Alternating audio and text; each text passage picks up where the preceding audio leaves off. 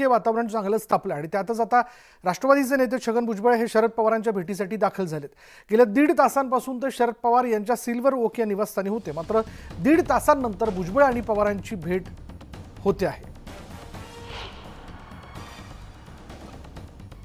त्यामुळे भुजबळ शरद पवारांची भेट घेण्यासाठी सिल्वर ओकवर का गेलेत, या भेटीचा नेमका अजेंडा काय, याबद्दल अनेक तर्कवितर्क लावले जात आहेत। पण छगन भुजबळांचा हा ताफा जो सिल्वर ओकच्या दिशेने जाताना आपण बघतोय, सिल्वर ओकवर ते वेळ न घेताच पोहोचले, त्यामुळे त्यांना 1.5 तास वेटिंगवर थांबावं लागलं आणि आता 1.5 तासांनंतर त्यांची भेट होते।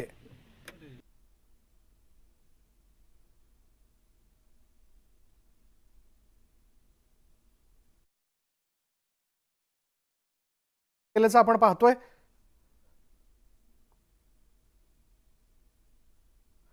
आणि असं कळतंय की अजित पवार गटाचे महत्त्वाचे नेते छगन भुजबळ हे सिल्वर ओकवर वेळ न घेताच गेले। आता ते का गेले, या भेटीमागचं कारण नेमकं काय, काय अजेंडा आहे त्यांच्या भेटीचा? आम्ही राजकारण जरतरवर करत नाही, आम्ही पॉलिसी मेकर्स आहोत। आम्ही राजकारण फार गांभीर्याने घेतो आणि आम्ही कुणाच्या व्यक्तीसाठी राजकारण करत नाही। आम्ही राजकारण आणि समाजकारण हे मायबाप जनतेच्या आयुष्यात एक चांगला बदल आणि चांगली धोरणं करण्यासाठी येतो। त्याच्यामुळे व्यक्ती केंद्रित आमचं राजकारण नाही। राष्ट्रवादी काँग्रेस पक्षामध्ये कोण येणार हा एक सगळ्यांना विचारून संघटनेतला निर्णय असेल, कुणी व्यक्ती तो निर्णय घेणार। मुंबईत काय चाललंय हे तासाभरात कळेलच आपल्याला आणि तिथून कोणीतरी बोलेल ना, तुमचं असेल ना तिथे कोणी। कामाच्यासाठी ते भेटीला गेलेले आहेत, कोणत्या विषयासाठी भेटीला गेलेले आहेत?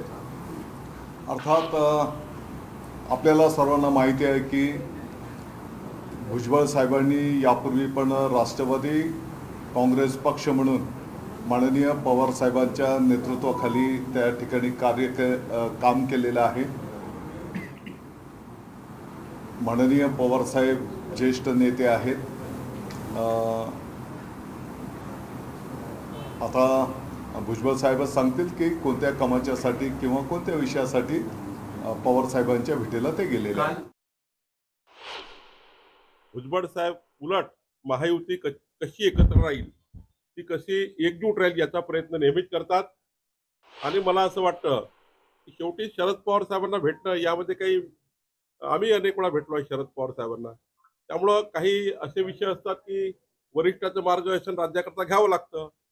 काही मला वाटतं या भेटीमध्ये असं काही राजकीय समजू नये। छगन भुजबळजी असा कुठलाही निर्णय घेणार नाही ज्यामध्ये महाराष्ट्राच्या 14 कोटी जनतेच्या हिताचं जे रक्षण महायुती करते आहे, तर महायुतीला कुठलाही त्या ठिकाणी कमी जास्त होईल, महायुती पुढच्या काळात टिकेल आणि पुन्हा या महाराष्ट्रात सरकार येईल याकरता भुजबळ साहेब नक्कीच महत्वाचा दुवा म्हणून काम करतील।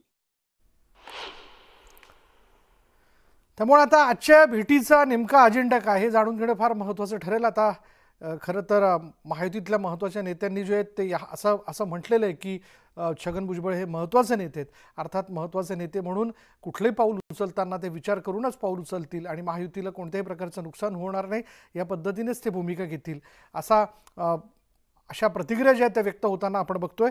पण आता खरं काय आणि खोटं काय हे नेमकं आपल्याला थोड्या वेळात कळू शकणार आहे।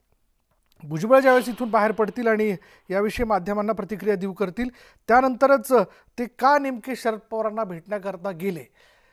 कारण कालच जर आपण पाहिलं तर बारामतीमधील व्यासपीठावरनं मराठा आरक्षणाच्या मुद्द्याला घेऊन जी बैठक आयोजित करण्यात आलेली होती त्याबाबत त्यांनी असं म्हटलं होतं की बारामतीहून एक फोन गेला आणि विरोधकांनी बैठकीवर बहिष्कार टाकला।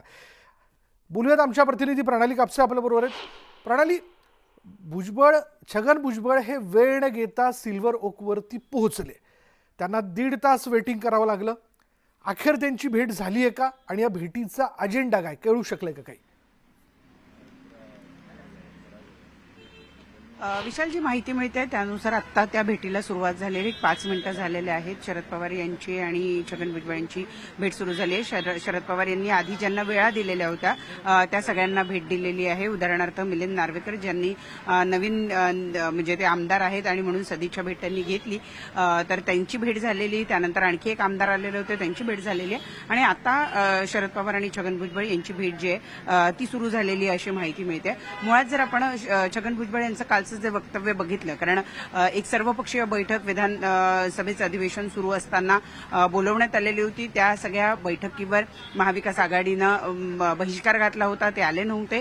परंतु त्यामुळे ओबीसींचा प्रश्न जो आहे तो अडकून राहिलेला होता. त्यामुळे ही भेट ओबीसींच्या प्रश्नांच्या संदर्भात आहे का नेमकं काही राजकीय गणित त्यामागची आहे?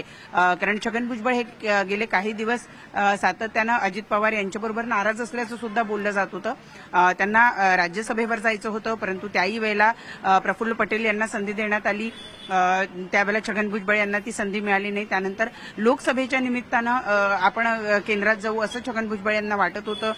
भाजपच्या वतीनं त्यांना तशी मुभा पण देण्यात आली होती असं कळत होतं. परंतु त्याही वेळेला एकनाथ शिंदे यांनी सरशी घेत ती जागा आपल्या पक्षासाठी मिळवून घेण्यात यश मिळवलं. त्याही वेळेला भुजबळांचा हिरमोड झाला. असे 2 वेळा भुजबळांचा हिरमोड झाला आणि तिसऱ्यांदा ज्यावेळेला संधी होती त्याही वेळेला आपण जर बघितलं तर राज्यसभेवर सुनेत्रा पवार यांना पाठवण्यात आलं. त्यामुळे कुठेतरी 1, 2 नाही तर 3दा छगन भुजबळ जे आहे ज्यांचा हिरमोड झालाय, त्यामुळे छगन भुजबळ हे अजित पवारांबरोबर नाराज आहे असं कळत होतं.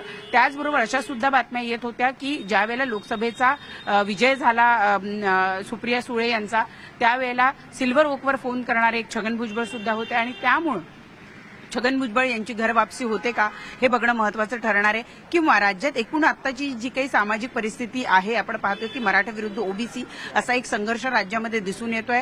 भुजबळ हे ओबीसींचे मोठे नेते आहेत, तर जरांगे पाटील यांना कायम शरद पवार यांनी समर्थन केलेलं आहे. जरांगे पाटील सुद्धा शरद पवारांचं कौतुक करत असतात. त्यामुळे त्यातून काहीतरी मार्ग काढावा यासाठी ही भेट आहे. नेमक्या या भेटीमागचं कारण काय याचं उत्तर छगन भुजबळ स्वतःच देतील. आता या भेटीला सुरुवात झालेली आहे. भुजबळांच्या एस्कॉर्टमधली एक गाडी वरती सुद्धा गेलेली आहे. त्यामुळे थोड्याच वेळात भेट आटपून छगन भुजबळ बाहेर पडतील. त्यावेळेला ते प्रसारमाध्यमांशी बोलतात का हे बघणं महत्वाचं ठरणार आहे. कारण एकीकडे पाऊस सुद्धा सुरू आहे.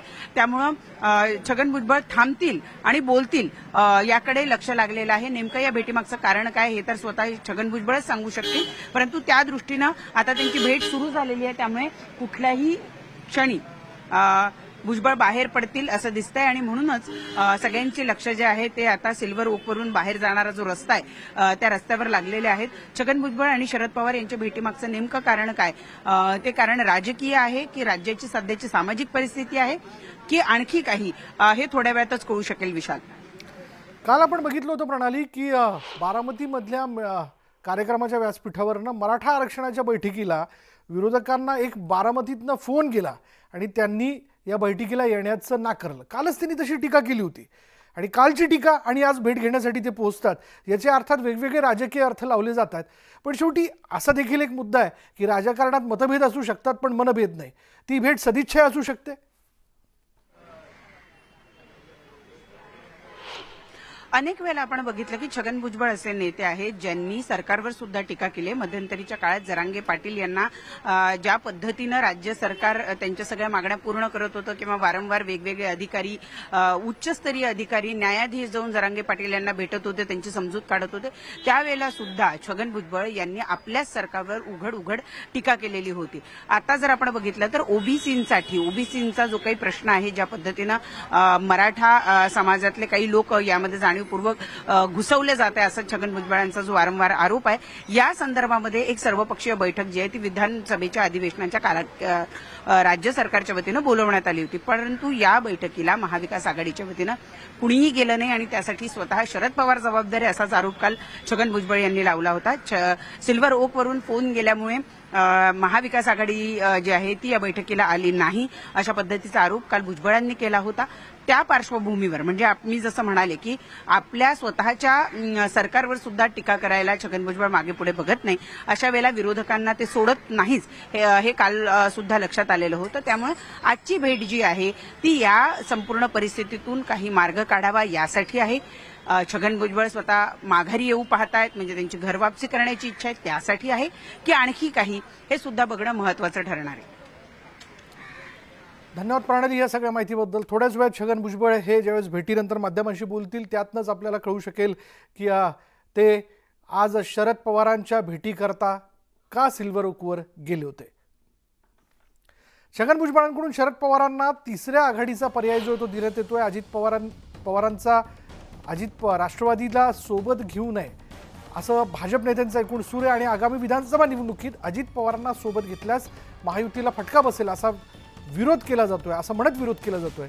त्यामुळे महायुतीतील या सगळ्या विरोधानंतर अजित पवारांच्या राष्ट्रवादीकडून तिसऱ्या आघाडीचा पर्याय देण्याची तयारी जी आहे ती केल्या जाते असं देखील कळतंय. वंचित MIM बरोबर देखील या ठिकाणी आघाडी केल्या जाऊ शकते. तिसऱ्या आघाडीत अजित पवारांची राष्ट्रवादी, वंचित, MIM आणि इतर छोटे पक्ष यांना एकत्र करून विधानसभा लढण्याचा पर्याय जो आहे तो कदाचित आजच्या भेटीमध्ये चर्चेला घेतला जाऊ शकतो.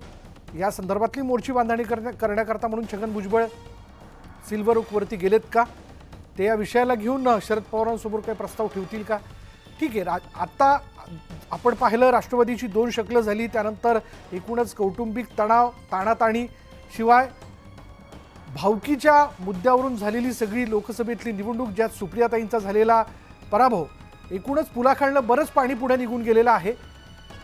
पण हे तितकंच खरं आहे की राष्ट्रवादी काँग्रेसच्या संदर्भात म्हणजे अजित पवारांच्या गटाच्या संदर्भात भाजपच्या नेत्यांचा सूर जरा नकारात्मक आहे. याबद्दल बोलूयात. आमचे प्रतिनिधी लक्ष्मण घाटोळ आता क्षणाला आपल्याबरोबर आहेत.